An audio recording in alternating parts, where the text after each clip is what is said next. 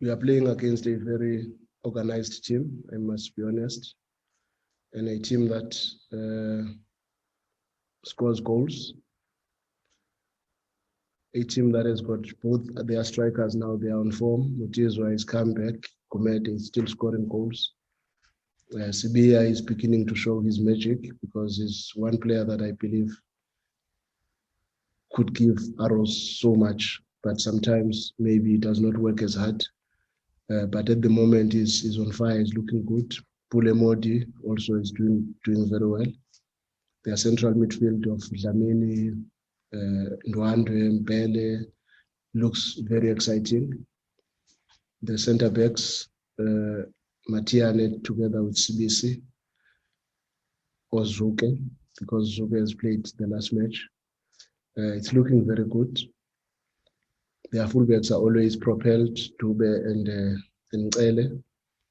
So we know we are playing against a very organized team, but we have a responsibility as Sundowns to try and take the team to the final. So we will have to do our best to make sure that we keep a clean sheet. That is the starting point, and probably try to score a goal or two to make sure that we confirm our position in the final. But we know it's not going to be easy. With their transitions, they can be very dangerous. With their counter pressing, they can also destabilize your flow of the game. But we believe we've got a team that is capable of playing this match and going through if everything favors us. Thank you, Coach. I will now take the first question from the floor. Just by a show of hands, do we have any takers for the first question? Okay, Mr. Gleason.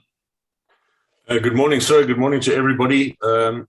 Coach, can I ask you, please, about Arrows have this kind of reputation for being a little bit unpredictable. Do you think that's a true reputation, or in these days where you do so much sort of study of them, that they're not as sort of, I don't know, wild or unpredictable as many people sort of picture them to be? I would still say they are still very unpredictable, because even now when I gave you the lineup that I gave you, Arrows can change at any given time. Instead of Sibia, you can find a Kongo. Instead of Mngqithi, Gumede is always likely to be in that place. So they have a lot of very, very interesting players who are very dynamic, who present different scenarios. And also the fact that they are playing with a lot of youngsters, that is where probably most of their unpredictability comes from, because with youngsters, you know, they are very inconsistent. But when it comes to big matches, they tend to raise their game to another level. And that makes it very difficult to understand whether the team you were watching against a Sikukune or an Amazulu would still perform the same way when they are playing Sundowns, because you know against Sundowns, chances are that they might give it a go and there's nothing to lose. There's less pressure. They have to, even if they lose the match, they know they would not have lost anything, because Sundowns is expected to win that match. So that makes it a very unpredictable game against us, because the level of intrinsic motivation can harm us if we take them for granted. Thank you. Thank you, Coach. Let's now go to Danisa. Thank you, Fatu. Morning, everyone. Morning, Coach. Coach, considering the quick turnaround of this match, are we likely to see a change of personnel with Sundowns on Tuesday? Thank you. To be honest, even if there can be a change of personnel, I don't think there is much to change. You also don't want to tamper much with a winning team. You always want to try and build from there, because questions will be asked when you change a team that has done well, why? But probably one or two places where players had knocks, maybe stiff muscles and all that, we can consider that possibility. But At this stage, we are not looking at coming up with a totally different team, but we do have other players that are also looking good on the side. Depending on what we see tomorrow in training, when the players have recovered a little bit, then we'll be able to make a final call. Thank you, Coach. Let's move on to Christopher Dube. Morning. Coach, is there any more you can tell us on injuries you were talking about? You see how the players are. Are there any injury concerns that you have going into the match? And the second question is, you have always, Sundowns has always been slow starters, but this time you look better. Does it give you more confidence that this year, you will lift the MTN 8 Cup? Thank you. Starting maybe from the injuries, one has not yet received a report from the doctors, but based on the game yesterday, we know Rivaldo came out with a cut, which we don't know the extent, maybe whether there is concussion and all that. Tembazwane had a stiff quad, but we did not take him out because of that. We think when he was warm, it faded away. From the players that were left behind, we know Kennedy also got a knock yesterday from training here. So we still have Lebo outside. We are hopeful that, or even Promise Mngqithi is out, but we still have a very big squad to be able to compete in this match and give it all the necessary respect it requires, because at this stage, we can't be arrogant, because I don't think Arrows has performed bad from the beginning of the season. They've given it their biggest shot, and they have not lost too many matches in the process. So that says they are still a very dangerous team, and they've always been dangerous against us in cup matches. So we have to give them the necessary respect and put maximum focus in the game itself. With regard to us not having started badly, I wouldn't say we normally start bad, because when I look at the records in terms of the first cycle in the league, we've always either one season where we had 7 points after the first 5 games, but many seasons we've always knocked around 11 or 13 points in the league. But in the MTN 8, we've kind of struggled to pull it through. I remember a few games where we bombed out at Platinum Stars because maybe we're trying new combinations too early in the season, and that would cause problems for us. And there are some scenarios where we bombed out in the final against Vets. At that stage, the Champions League was very rife. It was in the final stages, in the semi-finals of the Champions League. I think we were playing Zesco in that space, and we did not have as much legs because there was also a lot of traveling during that time. And I also, in the semi-finals against Cape Town City, where I think we did very well, we were unfortunate. Some decisions did not favor us in Cape Town. And unfortunately, we bombed up out on the semi-final of that cup. So I would not say we've always generally started badly, but I would say in the MTN 8, we've had different scenarios that have made us not to lift the trophy. And even now, we are very cautious of that because, like I'm saying, we did arrive in the final against Feds. We did arrive in the semi-finals against Cape Town City, but we've struggled to lift the trophy. So we must tread very carefully and make sure that we give it all the focus that is necessary. Thank you, Coach. Let's move on to Mr. Sobri Shabalala. Morning, everybody. Morning, Coach.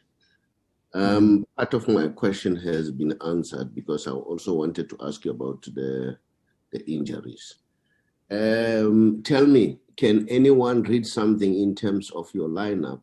Because I'll tell you why. You will see that people like Mvala on the bench, when the game starts, they start late.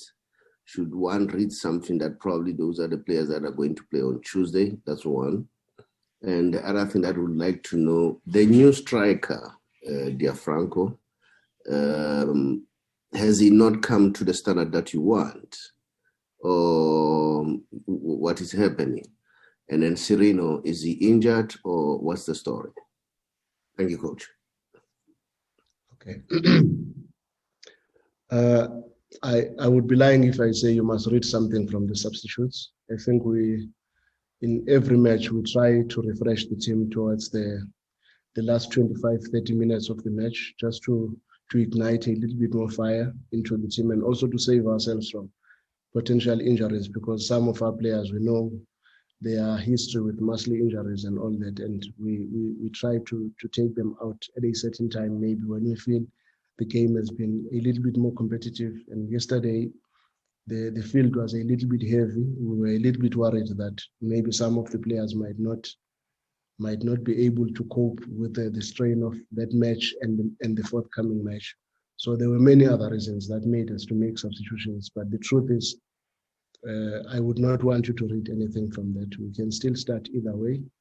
And we can even start with the same team that started against Pirates. It will depend what we feel as coaches, what the medical team brings to us. And we also have other players that were outside that never played, whom we would want to give a chance, that have trained very well. George is one player that has also done exceptional work. If you can see him now, he has lost so much weight. He looks very sharp, and we are eager to give him an opportunity at some point.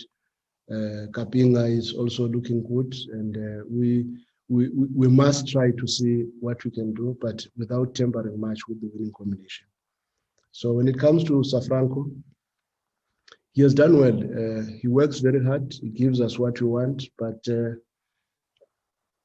we can't just give the lineup to him when Peter is doing well, when Kermit has been doing well. You must fight for it, because once you start to show signs of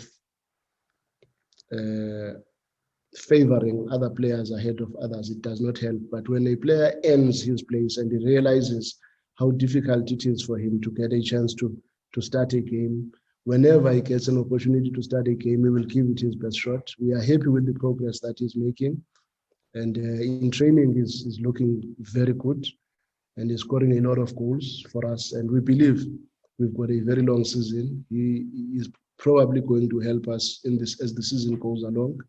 But the truth is, at this stage, we also want to try and see when can we give him an opportunity to start a game. But the progress that he's making is really amazing, and we are happy with him. And as for Gaston, I think it was just a tactical switch. We felt we needed a player that is a little bit more direct on the right channel in front of Grant against the Pirates, because we wanted to try and exploit the space on the outside of the two center backs of Pirates, Tyson and Jele, and probably behind Paseka and Shandu. We wanted to have an impact in that space, and no wonder our first goal came from that.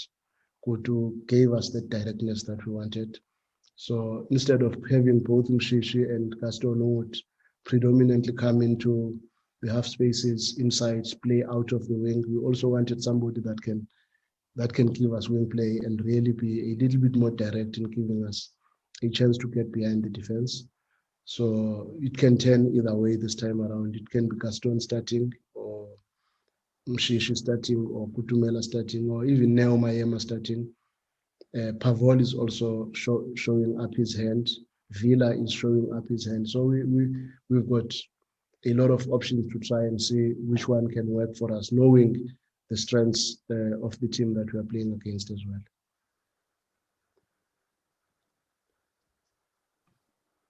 Thank you, Coach. Tsapang? Coach, hope you're well. Tsapang from Sokala Duma. Coach, I just wanted to find out, you mentioned Promise Kuma when you were asked about injuries. I just wanted to check, is it something he picked up recently? Is that why we haven't been seeing him much? And I think on transfer deadline day, there was a talk of him possibly moving. Was there any chance of that happening?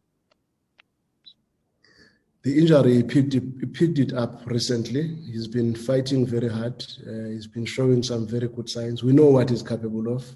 even the thinking of him going out on loan was to try and maximize the number of minutes that he can play this season, so that come next season is amongst the players that can really fight for their places, because we know what he brings to the team. But he's still very young, and it's not helping him not to play regularly, which is why we wanted him to go out where he could play regularly, because it's not very easy for him to find a place and stay in the team regularly within the team. But we are happy with the progress that he's making in training, and we are hopeful that when he comes back from this injury, he might give us a thing or two, because he presents a scenario very close to a Mayema, a Kutumela, a little bit more directness, which is very important in the modern game, to try and have those players that can also eliminate, be good on counter pressing. Their speed can help us, and their aggression can also help us in that space. So we are monitoring him very closely, and we are happy with the progress that he's making.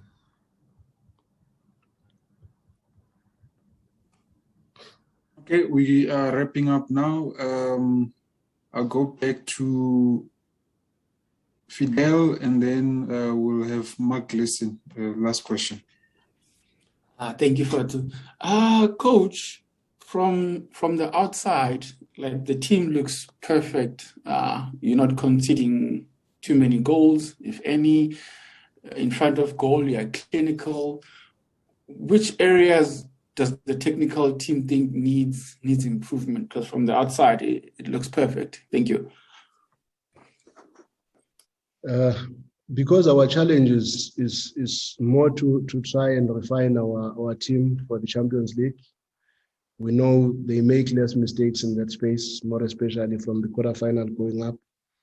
So as a team, in as much as everybody is excited and happy that we are scoring goals, we are not conceding goals, but we still see moments like yesterday, for instance. If Dennis could have been the man of the match yesterday, I would not have been surprised, because he pulled some very good saves. And as the technical team, we must be worried that how could Dennis have to make such saves if defensively we are solid, knowing very well that he also has a responsibility to help us.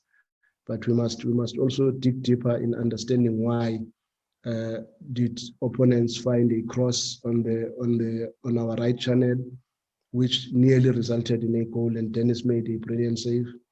Why in front of our defense in the zone 14, when Mabasa held the ball very well for Kabelo Dlamini to be able to take a shot. Why that area was so open for Kabelo to come freely in that space very late and be able to take that kind of a shot. So we can't sit in our laurels and say, because we are getting clean sheets, it's all well and good. We are also missing a lot of opportunities that could easily have taken us maybe to 15 points now. If you remember the game against Chippa, where we made some silly mistakes in front of goals. We had a very big chance first half with Peter. Unfortunately, he could not clip it on top of the keeper. And second half, we came in very strong, but we could not get a goal. So we can't settle, knowing very well what happened even last year in the Champions League. Al Ali got 2 opportunities away from home, and they scored both goals. And those 2 opportunities in South Africa would have said those were even half chances. They were not even clear-cut chances. The first goal, Mohamed coming inside and curling it in the top corner on the far side for Dennis. And the second one, poor rest defense and Dennis misjudging the ball and immediately say goal. But when we make such mistakes in South Africa, at times we don't get punished. But in the Champions League, there's little room for mistakes, more especially against North Africans. So that is why we have always to be vigilant and not be satisfied with the little bit of success that we have, because there is still so much to worry about. I don't think we are scoring enough goals considering the number of chances we create. I think we are still around 30-35% in terms of our conversion rate, and that is not very good. And there are games where we don't even have as many shots at goals, let alone shots on target. So those are areas that we must consistently fight to improve. And individual players per position, they also know they've got areas that they have to improve on in their game. As a midfielder, how many times do you have assists? how many times you make a box entry, how many times you take shots at goals, because those are interesting statistics that we must always look at. Like, for instance, when we went to play Pirates, Mabasa had scored as a midfielder.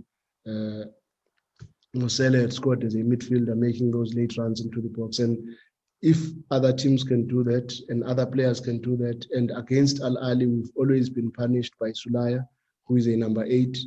And that number 8 predominantly creates goals and scores goals. And even in our team, we are fighting very hard to create that culture, not just to settle for good performances that do not yield anything. So the truth of the matter is we have a lot to work on to make sure that we sharpen our team for the Champions League.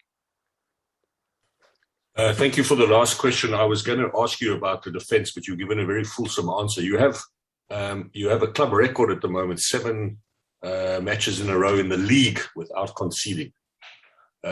Last question then. So one guy you didn't mention in the injury list is Mudau on the right-hand side. I thought he played very well the first few games of the season. How is he and when is he back?